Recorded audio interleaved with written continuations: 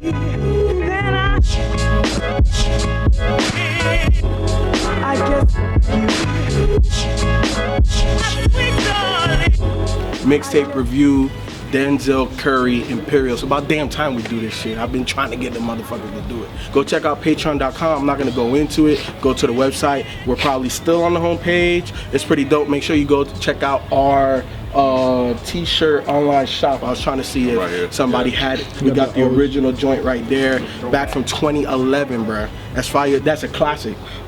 This is Denzel Curry's third project, if I'm not mistaken. I've been trying to get the crew or me and Modest to do a one-on-one. Just hasn't happened, but I am excited. 64 joint, Nostalgic 64. 2013, yeah, right? and he had another one. He had some weird Yes, one. it was weird. Like it was a multicolored cover or some shit. I don't know what it's called though. Imperial. I'm happy that we're reviewing this one because I think Denzel Curry, for me, has definitely grown in 3 short projects.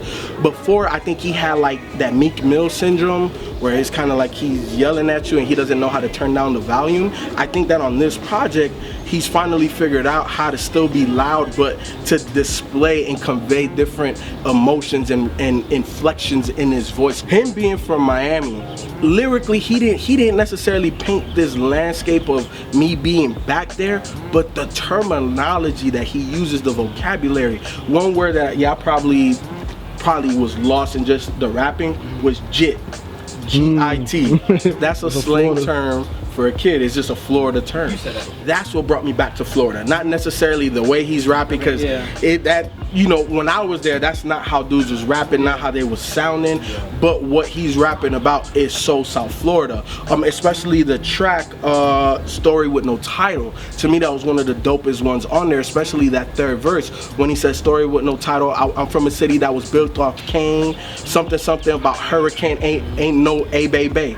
A-Bay, Hurricane Chris did that, Miami Hurricanes, exactly, built off of cane, you know what I'm saying? So he has some lyrics that are in here, but he has that sound of like that new age, you know, like the Tory Lanez type of motherfuckers that I know B don't like, but I fuck with this project. Y'all already know this shit bumping the whip heavy. The only tracks that I could have kind of did without was Pure Enough and I want to say This Life. But pretty much everything else, ULT was dope. The intro, Naughty Headed with Rick Ross was dope. Narcotics, Story with No Title, and then Zenith with Joey Badass. That's dope as fuck. When I heard the track, I'm like, how the fuck is this nigga gonna freak this? But Joey's just that literature. It was like one of the 9 trappiest beats on the album. Yep. And then also, if Tomorrow's Not Here, I always like this concept of hypothetically, what would you do if it was all supposed to end? I think that the beat and how he was able to tone down his voice matched that, and I thought it was a great way to end a short project. I don't know what the fuck these niggas is gonna say about it though, but it definitely bumps in the whip, man. Go ahead, Ken. He got his Bible open. Wallet case. Yeah, I never want to hear this project again. Damn. Yeah, I didn't like this at all. I think the only 2 tracks on here that I liked were the last 2, Zenith and If Tomorrow Never Comes, because it was, for me, listening to this album, it was different than everything else that was on here. Like, you're absolutely right. He is yelling a lot. That's kind of his style, it seems. I think it's just him. I'm just not a fan of this guy, you know, or his work or his style. There's nothing about him, you know, appeals to me. He definitely has some, you know, Bone Thugs and Harmony type style in there that I pick up. I think I hear some 3-6 Mafia, stuff like that. You know, everything is kind of dark, and he has the triplet flow and all this other stuff. But outside of that, and even listen to the lyrics, there's just nothing on here that appeals to me at all. I think it was just an outright torture just for me to get through it after about the 3rd time and listening to it. Tell him about Uncle Ken. And this is just not, I don't even want to say it's not for me. It shouldn't be for anybody. You tripping, you sound, bruh, every shit, no, fuck Uncle Ken, Granddaddy Ken, Great Granddaddy Ken. He used to run with this group called Raider Clan. Who was with this, you know, Space Ghost Perp, and they all have this distinctive type sound, this collective, this group, but this guy, it just wasn't rocking for me, man. His style, I know you said Bone Thugs Harmony, it kind of puts me in a Crucial Conflict type of feel, the way he raps. I didn't like Crucial Conflict back then, so that was Oh my god. But like, shout out to Ronnie J on the production though. I mean, besides that, the production was good, and he did have a few songs on here. I think Sick and Tired was one of the first interesting songs for me on this album. The way how he spoke from a perspective of getting ready to rob someone, and in the second verse he rapped from the perspective of getting robbed. So I was like, okay, that's kind of creative. That was cool. And then I thought Rick Ross was actually fine. Rick Ross been on a nice little run for me, from the Black Dollar mixtape and the Black Market shit to this. So hey, Rick Ross, shout out to the feature. Narcotics was cool. I felt like the second part of the album, like the last 4 tracks, was actually the tracks that I kind of liked a little better than the first half. By him being all rapping all aggressive and stuff like that, it was good. He kind of switched up the style a little bit. The tracks with Joey Badass, Pure Enough, I didn't care for, but I appreciate the content on that. A lot of this stuff, you know, you can tell he's very angry at the police and how they always, you know, racial profiling him, because it seemed like, right, it seems like with this album, with only 10 tracks, it just seemed like he was kind of falling short with that same subject matter all the time. It was just like every song was like, okay, yeah, I got dreads in my hair and I'm always being profiled, da, da, da. I'm like, okay, how much?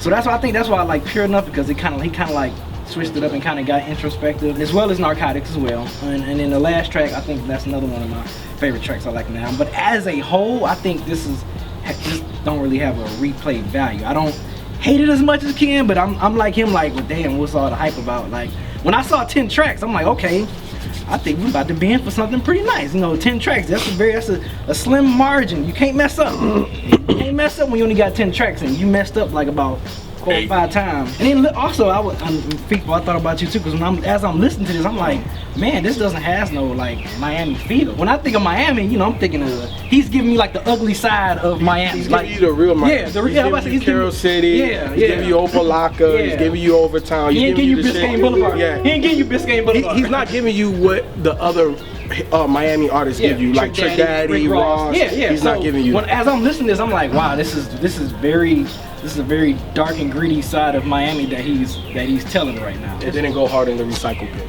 No, it didn't go hard. Maybe like a little jump shot. I didn't do no Vince Carter. Yeah, bounce off the rim. Yeah, bounce off the rim a little bit, kind of wiggled around. But you know, if it was something, I would have Dominique Wilkins that motherfucker, like boom. But no, it wasn't. You know what I thought was interesting? There was a line he said where he talked about Atlanta rappers not having a style. You guys remember that?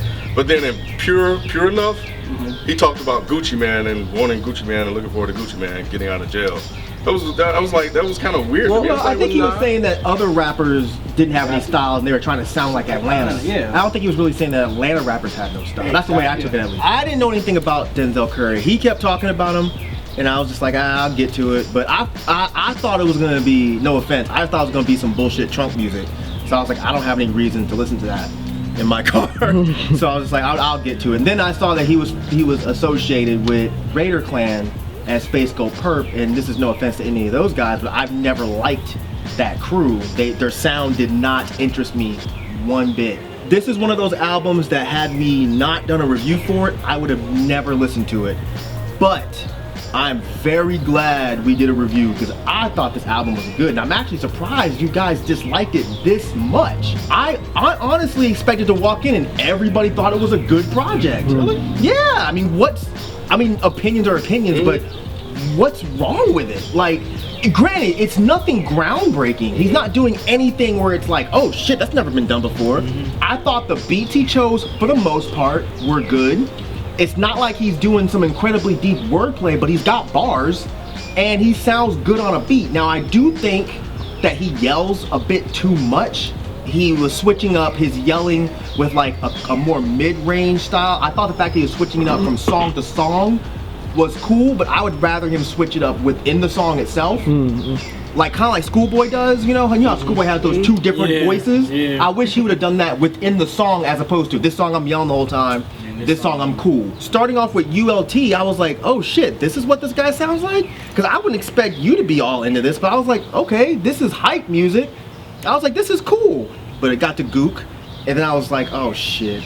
this is one of those things where I didn't know the term meant something else. I was like, why is he yelling gook? I'm a gook. I was like, I don't understand. Why would you make a song about like a racial slur about Asian people? I was like, I don't understand. This is like, why is this a Florida thing?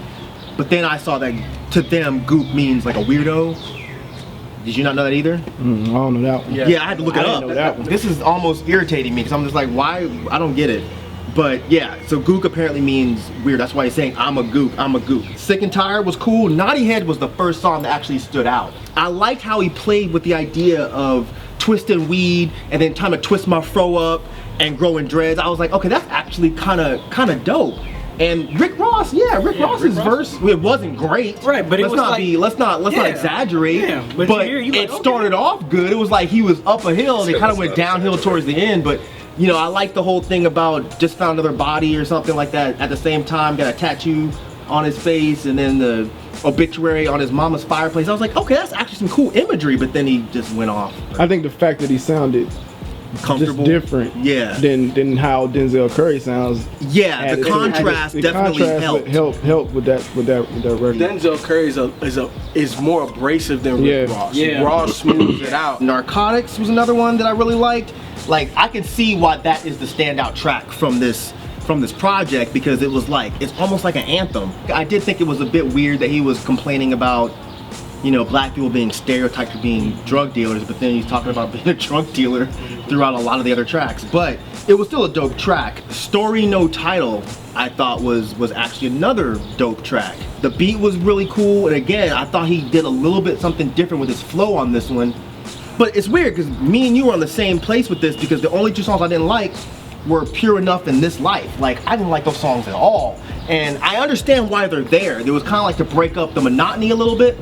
But Pure Enough, his lyrics didn't do anything for me, his flow didn't do anything for me, and then that beat, no offense to the person who made the beat, but I just did not like the beat. And I'm surprised you like this shit. Like those fucking Atlantic Star cheesy ass keyboards, like you like that shit? It was cool. I thought Ryan J was cool. No, bro, you in your room doing this, dude. No, yeah, it was just like, no, dude. Like, in This Life, same thing, just didn't work. The beat wasn't that great, and it was just a bit too mellow, and they were like side by side, like, nah. From then on, Zenith, and If Tomorrow's Not Here, great. So, I mean, this dude reminds me of like if A$AP Rocky joined Odd Future. Like, I don't. that's what I got from him. It's like you got these almost smooth beats, but you got this dude that's just so fucking hype, like this Tyler the Creator style hype, like ADD style hype.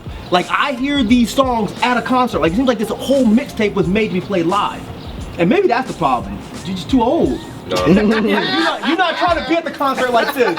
Kid's trying to be in the back. Nigga, you 2 years younger than us. I'll be in the front like this though. I'm not gonna jump high though.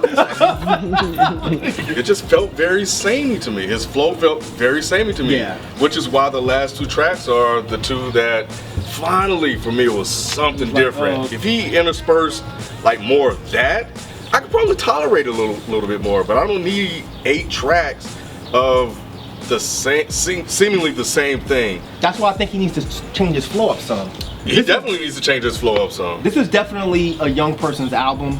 I don't think I'm gonna be going back to this a lot. I see why it's getting the hype.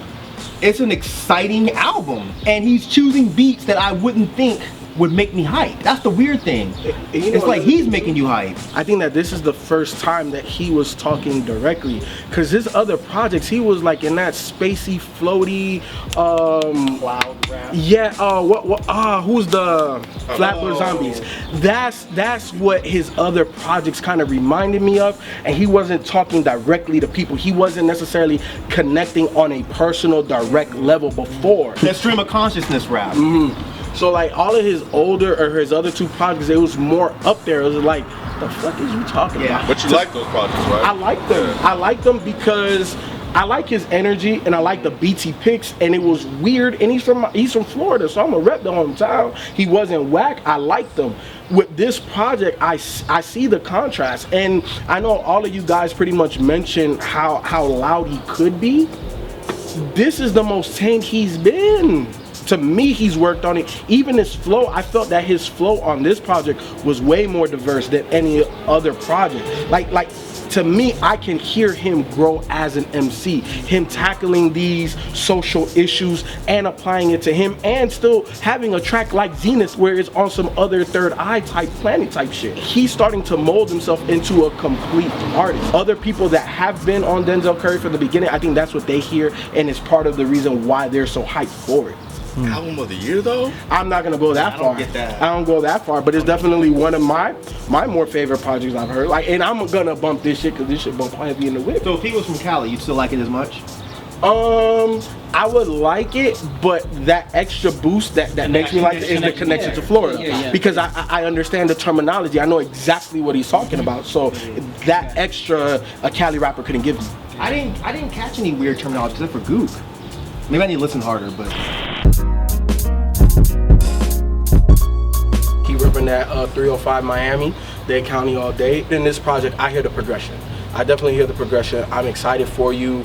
There's not a lot of people from Miami right now with, you know what I'm saying, like a following, kind of movement happening. You know, you got Ross and Trick, you know, but no young cats. You're definitely progressing in the right way. I definitely fuck with you, man. You got a fan in me. Your shit been bumping in the whip since N64, man. You know, you have plenty of people who rapping for you. FIFO has been pushing for us to review your work in the past, you know, before.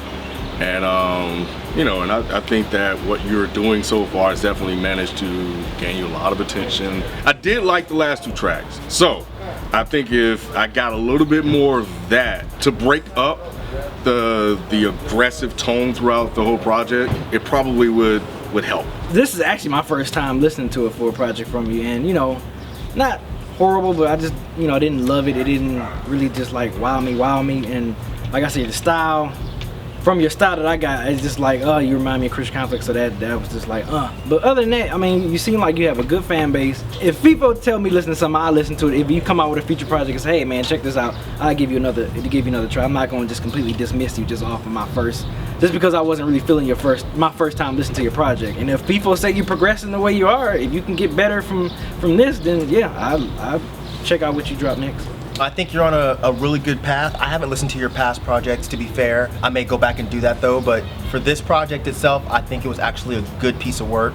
There's a couple loose ends that I think you can tie up, like I said, with the, you know, making your flow maybe a little bit different on each track, but those are nitpicky, you know, those are nitpicky.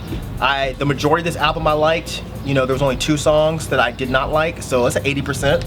You know, so yeah, I'm with it. That's a B. That's a good solid B. I'd be more interested in hearing your next project just because I feel like I can see where you're going, so I'd kind of be interested in seeing how you progress after this. I think I'm gonna sit with it some more and see if I like it even more, or, you know, or what. So yeah, that's it, man.